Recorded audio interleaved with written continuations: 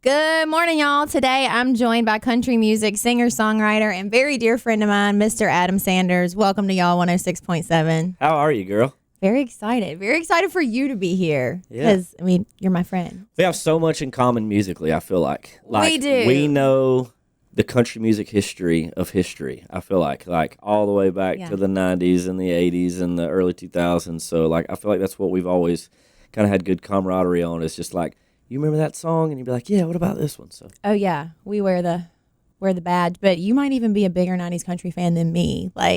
There's not a bigger 90s country fan that I know of than Adam Sanders, even me. He might be coming for my job. So I was about to say, that's a compliment. Not you nerd. No. It's incredible. Your respect for the for the genre and the way that you draw inspiration from it. It's incredible. So, who's your number one guy from the 90s that you would say had the biggest influence on you in your career? Alan Jackson, hands down. I was a 3-year-old kid, wearing a cowboy hat, shirt, jeans, and boots, thinking I was Alan Jackson's son, I guess. And I literally would just kind of sing his songs growing up, and he's who inspired me to move to Nashville, without a doubt. Without his music, there's no way I would be in Nashville. And, I look back at that time as when I was a kid, and I kind of wonder, I'm like, why did I idolize him so much? I listen back to the songs, and as an adult, I try to dissect some of that, and I really think that he looks a lot like my uncle. So I think as a kid, I saw some familiarity there, and it sort of just drew me to him. I almost felt like I knew him personally, and so I think that had something to do with it. But of course, his music was, awesome, and so, yeah, Alan Jackson for sure. You kind of look like him. You got blue eyes. Might need to do some DNA testing. I'm just not about there. 6'5" like he is. So your album, you had a whole 90s country tribute album to the genre. That's all we play here at y'all 106.7 is 80s, 90s, early 2000s country, the good stuff. So how did that idea come about? I want to pay tribute to my idols and put this album out. Well, a few years ago, I started doing this 90s country night in Nashville, and you've been to a couple of those. And basically the concept is I was taking current country music artists, and they would sing 3 of their favorite 90s country songs. And on the 3rd song, they would bring out the original artist. And so it was sort of a surprise guest for each artist. And we had acts all the way from Joe Diffie to, Doug Stone, Martina McBride, just on and on and on. It was an unbelievable time. And through that concert, I started thinking, I'd like to start doing maybe an annual thing of some sort, or, biannually. Some of my favorite 90s country songs, because what I found interesting for me personally, my favorite 90s songs are songs that weren't the mega hits, that weren't the Friends in Low Places, the Dance and Chattahoochees. I loved all the stuff that seemed to be B-sides, or they would die in the, teens on radio. And so I would go back and kind of look at those songs, and my goal with all of that is I wanted to sort of shed light back on some of the songs that I felt like, well, there had to have been something that didn't line up perfect, because these songs are great. They should have been number ones. But to further that, I wanted to sit down with the artist and talk to them and ask them, hey, Tracy Lawrence, why do you feel like The Coast is Clear didn't do as well as some of these other ones? Did you pick the song? Did the label pick the song? Did you even like it? And kind of get the backstory on some of that stuff. And so I wanted to go back in with as many of the original musicians during that time period that was creating all that. I partnered with Carson Chamberlain, who is a big producer, who was Alan Jackson's tour manager when I was a 3-year-old, that got me tickets to my first concert, which was Alan. So kind of a full circle moment, and just kind of pay tribute to some of those musicians and producers and songs and songwriters. That is so cool. And again, going back to the respect of the genre, you wanting to get the original musicians, you wanted to know why, that wasn't a major label hit, and dive into the why behind it. That's just, it's so awesome. And that event that you're talking about is so cool. Wasn't it on it was on TV one time too? Yeah, CMT did a top 20 countdown. Yeah. At the very last one that we did, and it was such a blast. We've been talking about firing it back up. COVID really killed us, because we were 3 years in, and it was rocking. I think the last one that we did was at Marathon down in Nashville, and we did a week pre-sale, and it sold out within 2 days. And so I I think we're wanting to fire it back up. We got a few things kind of working that we want to do, and so I think here pretty soon we'll do a '90s night throwback, retro. Here we go again, kind of thing. We'll have to have a conversation off the air because we want to be involved in that. Absolutely. 100%. Absolutely. So, yeah, very cool. So I'm going to brag on you for a little bit. Adam is not only an incredible songwriter, vocalist, singer. I mean, he's just a stand-up, incredible guy. But you have songs cut by your idols, Tracy Lawrence. We've got Dierks, Bentley, Dustin, Lynch, Swindell. The list goes on and on of hits that you've had.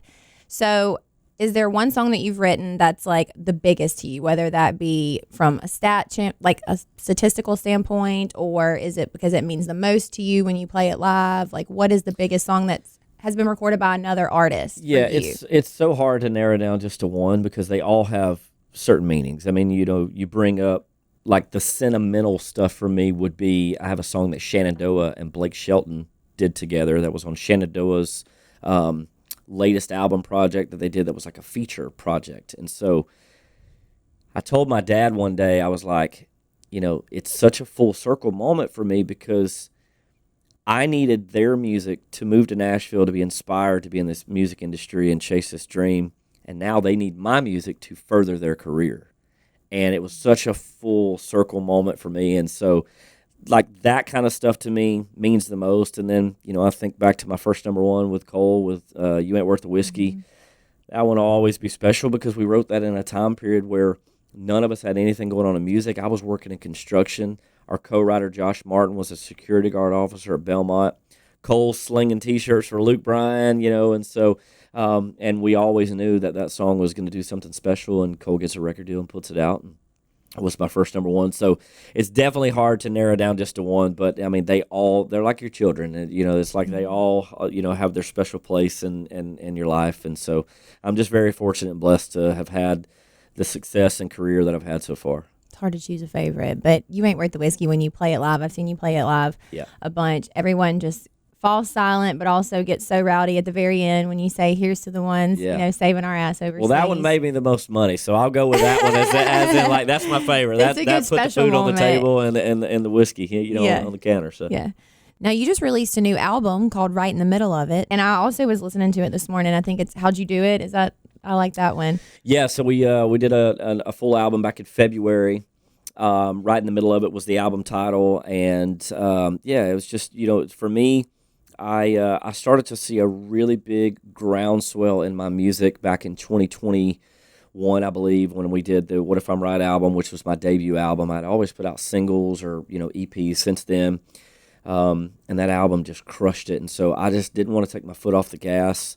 We did, the 90s Country project that you're talking about in 2022, and I also did 3 other EPs during that time period, 1 EP per quarter, which was a lot of music.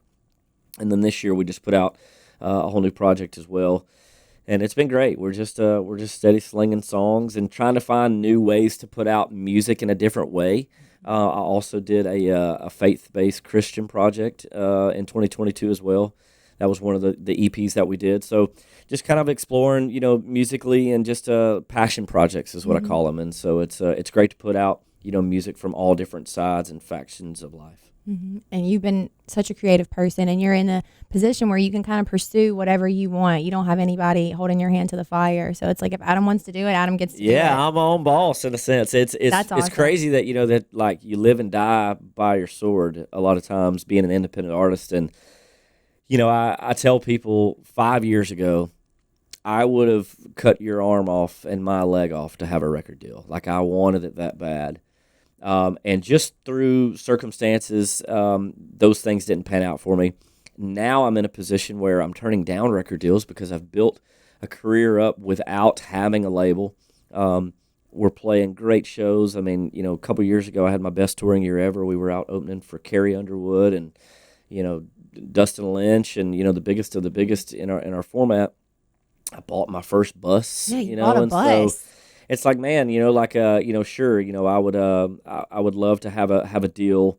I still see that in the future for me, but now I feel like I have a little bit more leverage, that I bring to the table. And so it is nice though to, when I want to release music, to not have to go through so much red tape, but it's also if it doesn't work, it's all on you. You don't have anybody that you can blame it on, and so it's there's a beauty and curse in that, I think. Yeah, God works in funny ways. You've been able to put out so many incredible things. So, is there a chance we'll hear you live at y'all's first birthday party on May 30th at Live Oak? I might be in town, and because y'all is playing nothing but the '90s and the old stuff. Obviously, I got a soft spot in my heart for that. So absolutely, I think I can swing by and we can bring up a cover for sure. Yeah, he'll be shaking hands, kissing babies, not shaking babies and kissing hands. we say it backwards sometimes, but. So you're a Florida native. I want to talk about something funny that you and I always joke about. Adam and I have this really cool idea for an awesome event called Country Girl Olympics at his house, where it's just girls go through all these things like, what was it, skeet shooting, catching a fish, baiting a hook, riding a four-wheeler, like who can get to the end fastest. Yes, like this time trial. So I live north of Nashville, like 20, 30 minutes out of town, and I have like 200 acres, and we have a 5-acre pond, lake, whatever you want to call it, right in the center of it.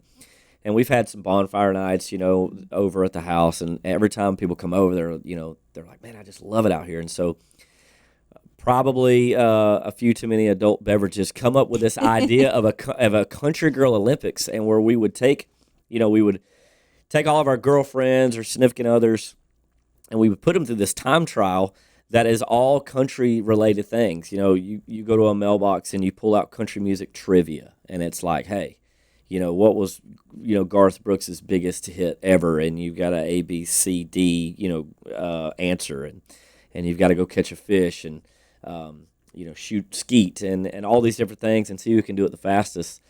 And we've been toying around with it for a little while. I think we need to do this, though. I feel like it would make great content. What do I win if I win? Well, that's what we talked about. It's like, what can we do, third place, obviously, like we could do like some sort of gag gift, of some sort of third place or thanks for participating. But first place should win something significant where these girls try, and actually, like, I don't think you can enter, though, because you would crush everybody. I'm too good. Like, I'm too good. You grow up doing it, like sort of thing.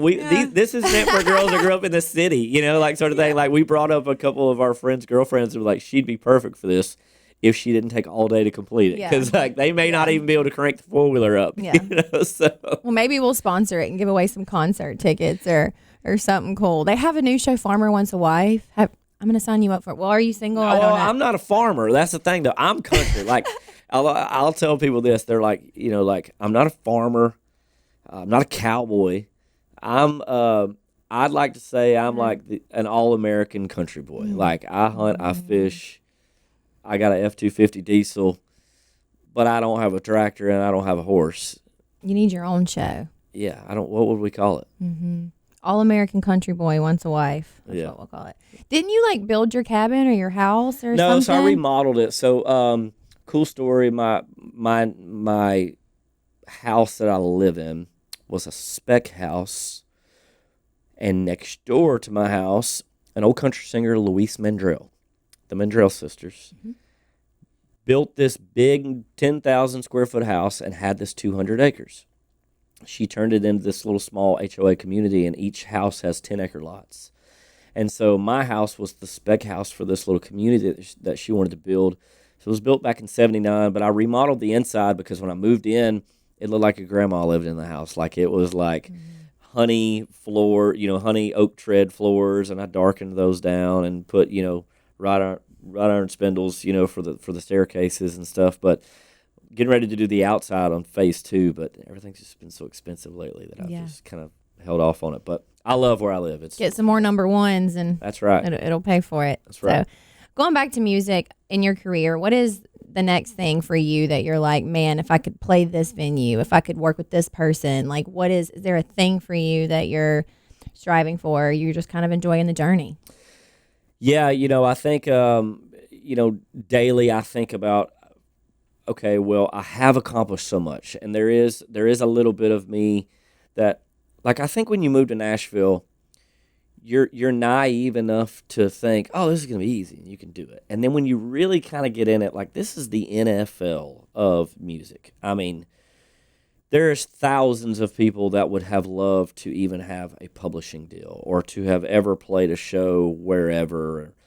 And to know that I've accomplished so much of that, like we're in the top like 1% of all of this. And then when you understand that, I think it takes a little bit of the pressure off, or at least for me, because obviously, like, I got into this to be top of top. Like, I want to make Morgan Wallen look like nobody ever knew who he was. Like, that's my goals. Like, I want to be that big and at the top of the mountain. But I also realize that, like, there's a lot of fate that goes involved in this, and, you got to work hard, but there's also a lot of things that's got to line up. So I think for me, I've had the number ones that I've written for other people. I want to have a number one as the artist, or now I have also been able to play shows for 15,000 people as the opener. Mm-hmm. I want to now transition into, I've got 15,000 people that bought an Adam Sanders ticket. And instead of saying, I went to a Carrie Underwood show and this guy was opening and I'd never heard of him before, but he was awesome and now I love his music. Like, I want them to say, we're going to see him. Mm-hmm. And so I think that's the next step for me. And that's with time, and that takes a little, I don't think that those things happen overnight. They can, but I don't think they last long. To have sticking power is what I want to call it. Look at a Cody Johnson. He's grinded, mm-hmm. and now I think one of our friends that works for him out on the road, she posted it, and it said 5 years ago he played North Dakota to 700 people. And 5 years later, he played for 14,000. Literally chills. It's crazy. Pretty cool.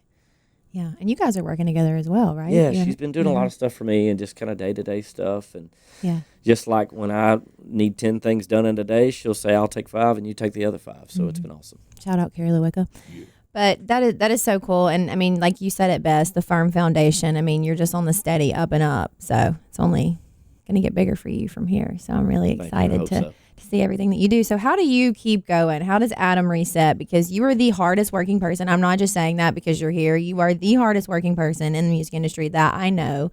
So how do you refuel? How do you keep going? Lots of coffee for sure. Shout out to my mug I got here.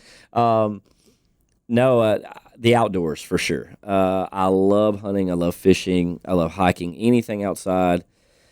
I live in the country because it's the place that I can go and get away from this crazy life. And, if I need to be on and doing this, I need a day where I can just go sit in a boat and fish and not talk to anybody and pray and come up with song ideas or think of concepts to, have different content for social media or whatever it may be. And so the outdoors for sure. And then I love fitness. I'm not like a huge gym rat, but I'm like a 3-day-a-weeker where I need to kind of go and relieve all that stress. And so I think between fitness and the outdoors and coffee and some Coors Lights, on the weekends. Do you cook?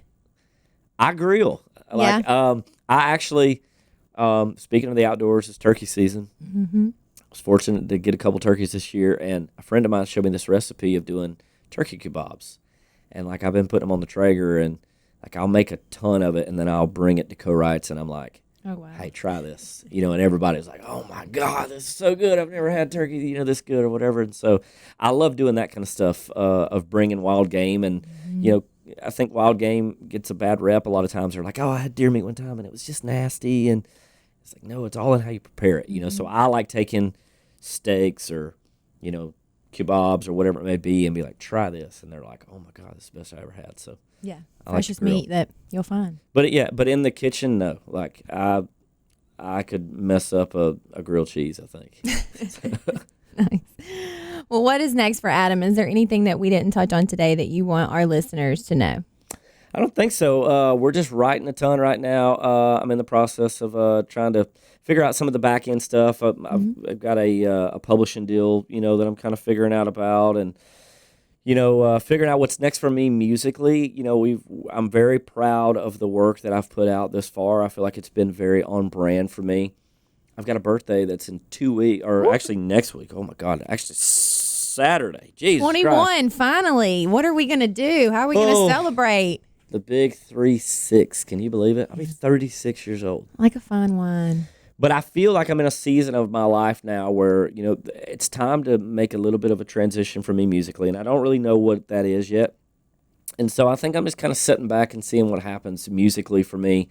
But I'm just writing a ton and just kind of letting the creativeness just go where it needs to go naturally instead of trying to force it. So I don't really know yet, but I know that there's a lot more music ahead for me, but I just don't know what that looks like yet. So. Well, we can't wait to see what Adam Sanders does next. And a question I always like to end on is, what advice would you give your younger self? The day you moved to Nashville, if you're talking to little Adam or somebody moving to Nashville, like, what would you say from what you've learned in your time here? 2 things. It's everything you could ever dream of and more, but be patient. And know that it's going to take a lot more hard work than you think. And I think between those 2 things, without a doubt, because it is. We're living our dreams. To sit in here and do this interview with you, I have to constantly remind myself of, 10-year-old Adam would love to be sitting in a studio talking, on air. And so, or having songs recorded, or seeing your best friends, play #1 songs in front of hundreds of thousands of people, a night. That's what we do, and we're in it, every day. But it is a grind, and it is a lot of hard work, and it takes time, to sharpen your craft and to get to a spot where you can have sustainability. And so I think those 2 things for sure. We do live in a lot of pinch me moments every single day, but it's so easy to get caught up in like how cool it really is. For sure. For sure. Excited to have you here today, buddy. Follow him on Instagram at Adam Sanders to keep up with everything he is doing. And if you're in Nashville on May 30th, swing on by Live Oak. You might get a chance to see Adam live.